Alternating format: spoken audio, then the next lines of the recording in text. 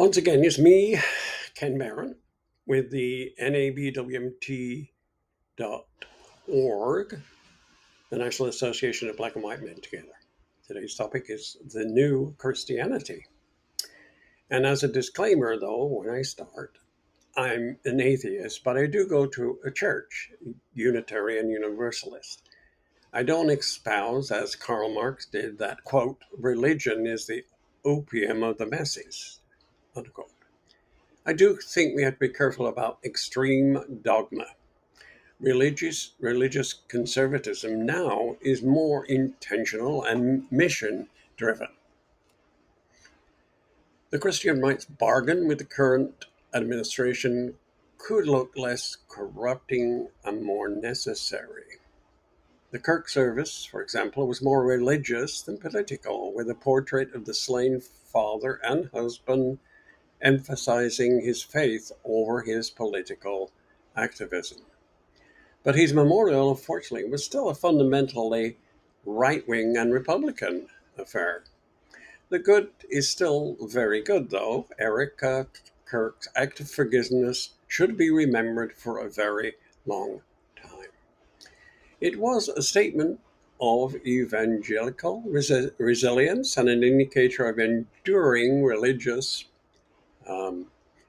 influence within the GOP, but controlling a political coalition is not the same as converting a culture.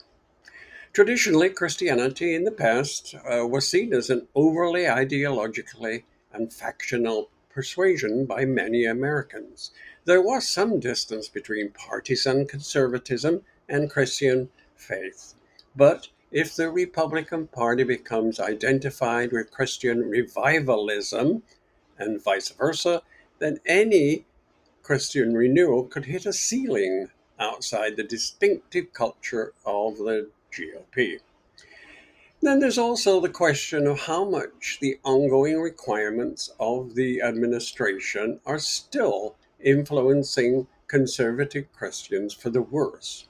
The new religious conservatism as a mindset that seeks an assertive common good Christianity that aspires to anchor society in the stability and the order that flow from Christian ethics. There are a lot of Christians who think that their faith's public witness in this way, as a moral and spiritual answer to the dissolving influences of the 21st century. But there are also versions of religious conservatism that cheerfully participate in our era's very online cycles of scapegoating while forgetting the key moral concerns of religious conservatism, like abortion and foreign aid, to the public morals of our politicians. And there is also very clear that public Christians have to constantly prove that they too are tough enough and mean enough, willing to cross the line and play the bully or break the moral norm, if that's what it takes to stand by the boss or stick it to the libs. And so it is today. We are enduring vengeance. Far too few experience Christian kindness. It is a great tragedy of our time that so many Christians see a divine plan on what's happening today.